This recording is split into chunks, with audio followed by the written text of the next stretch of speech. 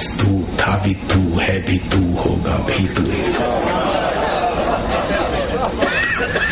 आज हम सब सुबह से आप तो, मैं थोड़ा लेट हो गया, मैं 2-3 बातें कहना चाहूंगा जो इस कॉन्फ्रेंस का एसेंस मुझे थोड़ा बहुत मिला।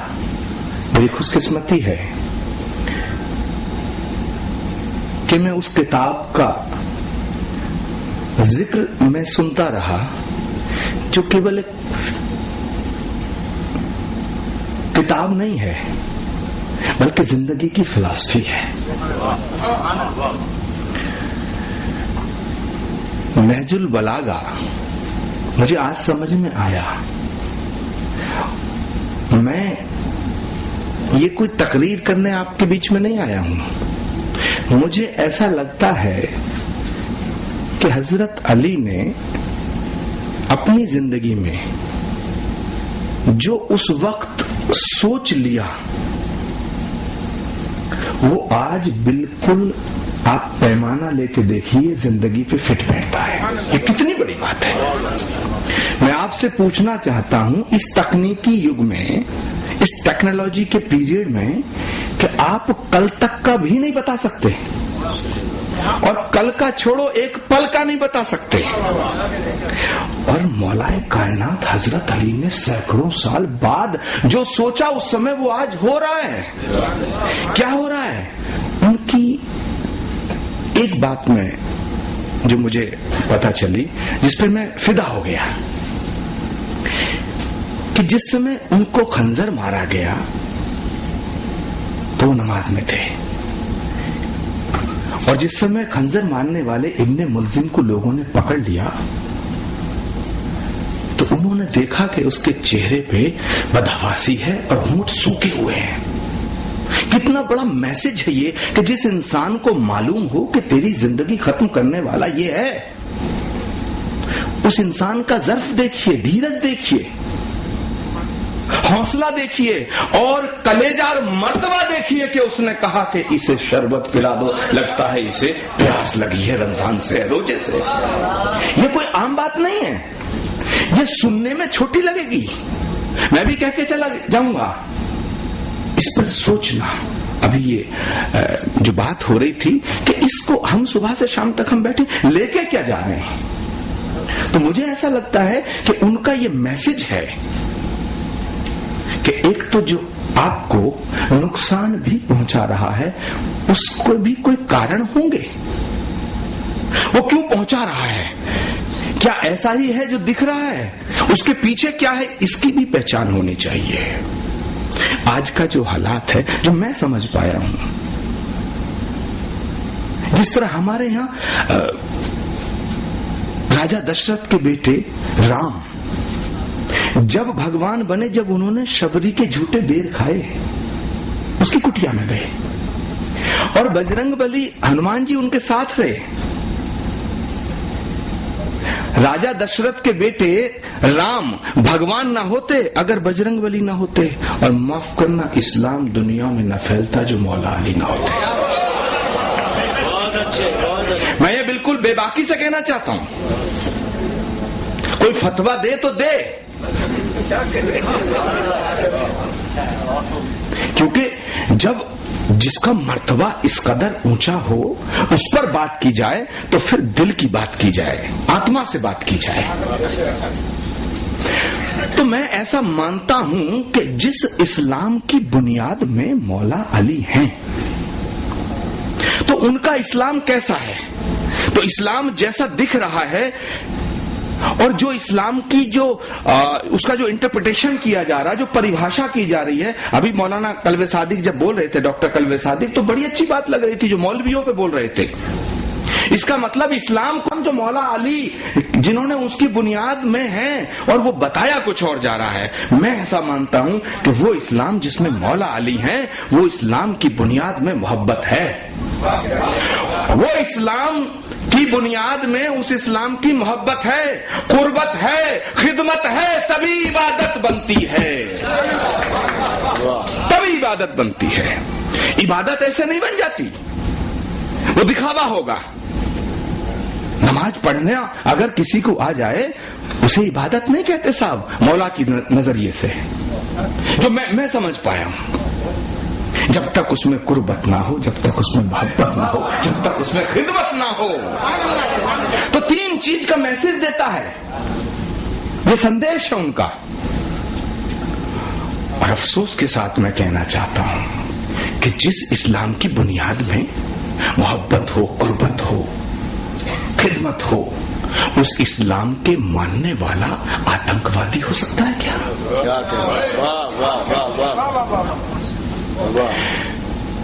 अगर कोई कहता है कि मैं इस्लाम को मानता हूं और आतंकवादी हूं, तो माफ करना, मैं कहता हूं कि वो मुसलमान नहीं है, और जो मुसलमान है वो आतंकवादी हो नहीं सकता, और जो आतंकवादी है वो मुसलमान हो नहीं सकता।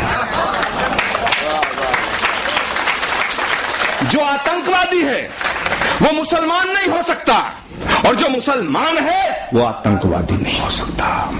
फिर एक आदमी वो है जो गोली मारता है, एक आदमी वो है जो गोली खाता है, एक आदमी वो है जो गोली मारता है, एक आदमी वो है जो गोली खाता है, एक आदमी और है जो न मारता है न खाता है।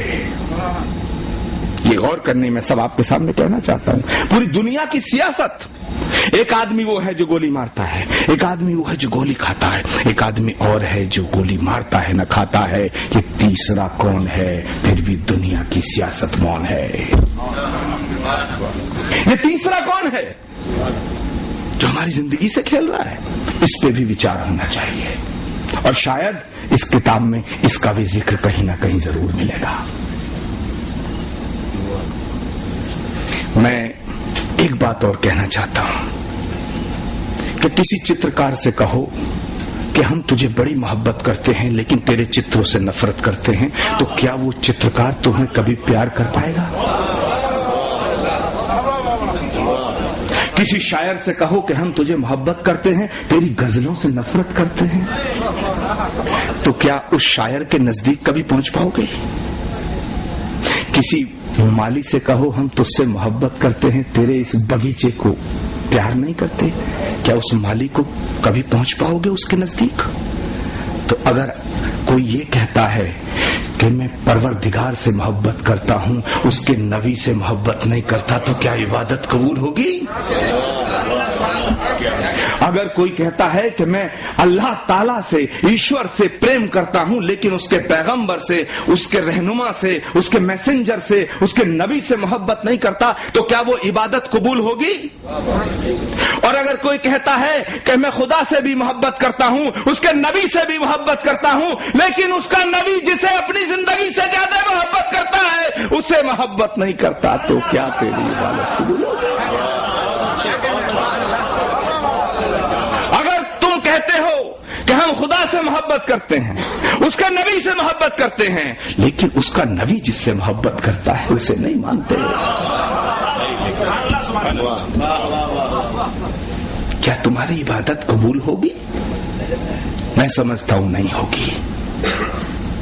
तो आज मैं बहुत ही मशकूर और ममनून हूं इस बात के लिए कि आपने मुझे यहां बुला करके मेरा मर्तबा बढ़ाया।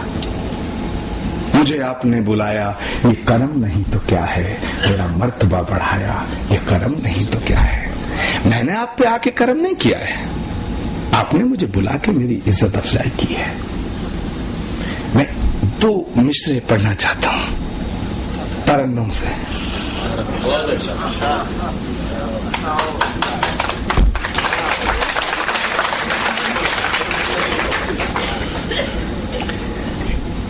कि जिक्र और फिक्र के, क्या बात है,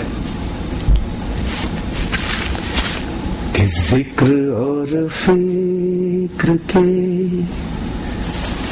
लम्हात से खुशबू आई, कि जिक्र और फिक्र के लम्हात से खुशबू आई। तवज्जो चाहूंगा, बात निकली तो हर एक बात से खुशबू आई, बात निकली तो हर एक बात से खुशबू आई। मैं सो गया था मदीने का तस्वुर करके, मैं सो गया था मदीने का तस्वुर करके,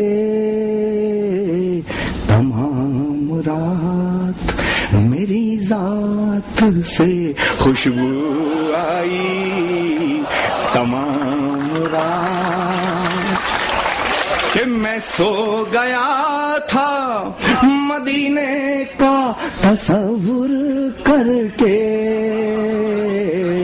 तमाम रात मेरी जात से खुशबू आई, तमाम रात। तो मेरे दोस्तों, आलिमों, इधर मस्जिदें हैं उधर हैं शिवाले, जहां मुतमई हो वहीं सर झुका ले। कि आ जाओ इस फर्क के नजर को भी मिटा दें। एक संदेश जाना चाहिए।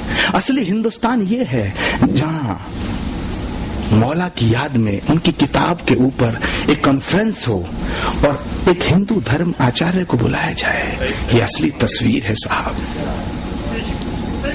कि आ जाओ इस फर्क के नजर को भी मिटा दें, दुनिया ये समझती है तुम और हो हम और। आ जाओ इस फर्क के नजर को भी मिटा दें, और ऐसे ही मिटेगा। इस पे अमल करना पड़ेगा। अभी मुझसे पहले जो बोल रहे थे वो बार बार इसी बात पर जोर दे रहे थे कि अमल में लाओ, सुनो, समझो और फिर उसको उतारो, वरना तो बेकार है। और मैं उन कट्टरपंथी लोगों से भी कहना चाहता हूं कि तेरा मेरा शीशे का घर, तू भी, मैं भी सोचूं, तू भी सोच।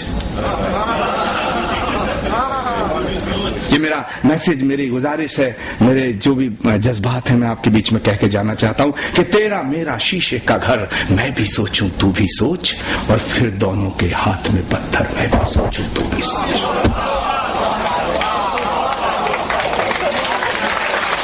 कि तेरा मेरा शीशे का घर, मैं भी सोचूं, तू भी सोच, और फिर दोनों के हाथ में पत्थर, मैं भी सोचूं, तू भी सोच। मेरी बहुत बहुत आपको मैं शुक्रिया अदा करना चाहता हूं। पूरी जिंदगी मशकूर और ममनून रहूंगा। आपने जो इज्जत दी है, बहुत बहुत शुक्रिया। खुदा हाफिज़।